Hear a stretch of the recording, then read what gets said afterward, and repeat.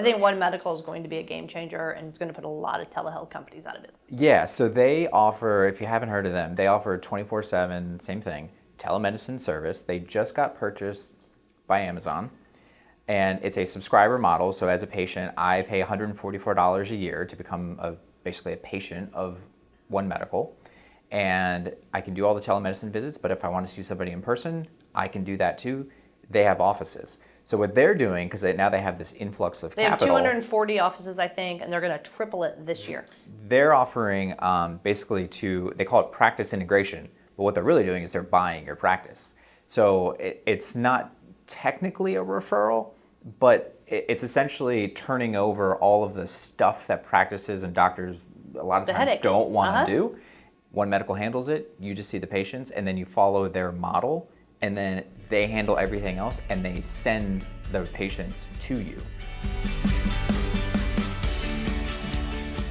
Hey there, welcome to the Dr. Marketing Tips Show. I am Jennifer. And I'm Corey. And today we're going to talk about something doctors always like to talk about, and that is referral marketing and referral patterns, really, and kind of these new patterns that are out there. Yeah, so in the past, referral marketing, it was always, I'm going to knock on some doors, I'm going to bring some donuts, we're going to establish some relationships, and then once we have those relationships, I'm probably not going to visit that office too much anymore. I don't really know where the referrals are coming from or how I get them, and that's where everyone sort of finds themselves. What we're seeing now is a difference in the way that, one, referral patterns work, and then two, the sources of these referrals. So there's been, especially recently, a big crop of these networks coming alive, essentially, and saying, okay, so for example, I offer a digital service, and I'm able to provide healthcare for a particular type of patient. So that maybe that's women's health, maybe it's physical therapy, maybe it's orthopedics. I, as a new company, will offer them 24/7, like telemedicine service, essentially. Then, if they get to a point where I cannot treat them, well, I need to refer them to someone locally. And it's created this whole new sort of potential like referral segment that your practice can become a part of. Yeah, and you've got, I mean, just like you said, like you have these practices that have a digital front door in terms of healthcare, and then they still need a place to refer. And so we're seeing it with primary care. We're seeing it with Amazon's acquisition of One Medical. We're seeing it a lot in ortho, physical therapy. Starting to see it in women's health, and beyond that, it's also kind of this connected devices that we're seeing now, where you've got like therapies where it's at home, which we're seeing a huge push for is at home, but we still need those referral patterns that aren't the traditional knocking on the doors. And I say that to say, like, some people are starting to think this way, but there's not that many yet from a practice standpoint, because I just had a meeting today where we were doing yet another round of interviews for somebody to go out and do physician marketing at a starting salary of $88,000 to get them to go out where we can't even really track the data because it's junk in, junk out. And I had another meeting yesterday with a company that does nothing but track actual claim data, so that we could really see who's referring and how much we're getting. But none of it's connected, and it's still that old traditional brick and mortar. Right, and it's funny you say that, because the trend is there. So we know that post-COVID, there's been a rise in the use of telemedicine, and with that rise comes these kinds of companies. Mm-hmm. So, like for example, one of them is Hinge Health. They do physical therapy. They also do in-person physical therapy. So they're not only offering the 24/7 telemedicine kind of thing. Actually, I don't know if they're 24/7, but anyway, they offer the telemedicine component. They will also send the therapist to your door to do therapy in-home. Then they have an app, and you can move around, and it tracks you. It does all this really cool stuff.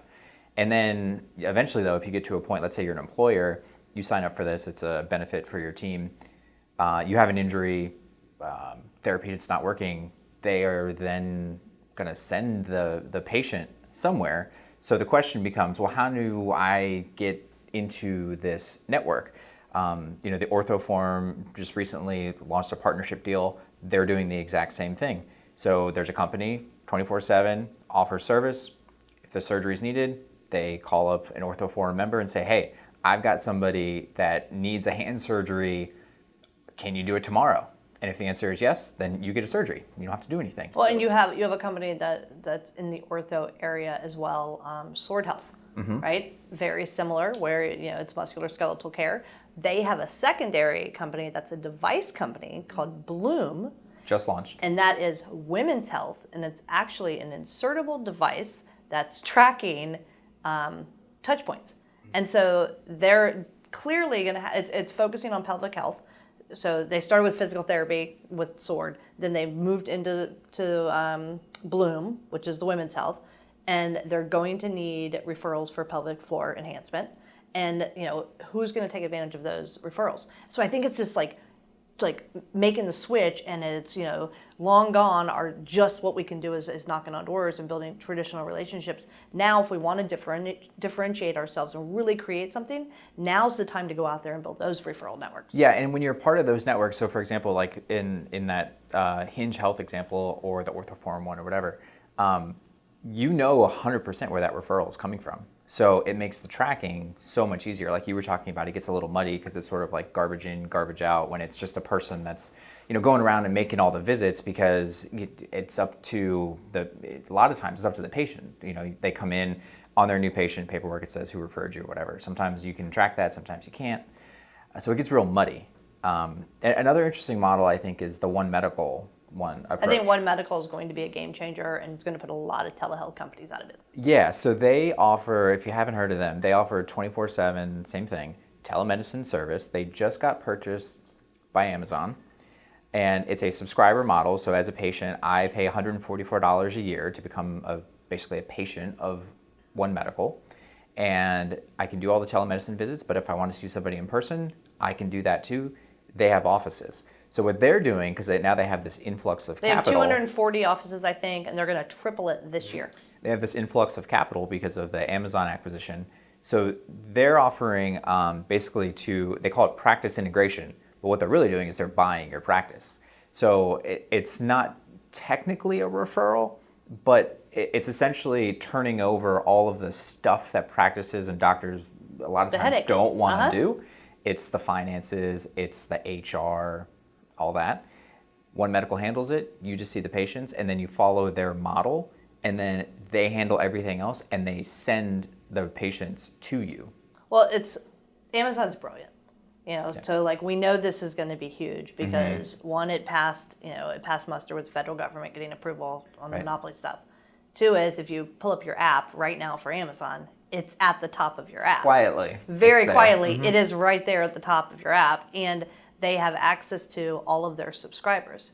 And we've seen them do this in other things, like they're doing it in last mile supply chain. So they offered businesses, they offered small business owners or entrepreneurs opportunities to start their own last mile chain. They bought the Sprinter vans for you. They set you up in business. They gave you a guaranteed route. They took all the logistics out of it. You just delivered their last mile packages and built your own business in your own fleet. It's the exact same thing that they're doing in healthcare. And it's not just Amazon. CVS has their own model. Walgreens has their own model.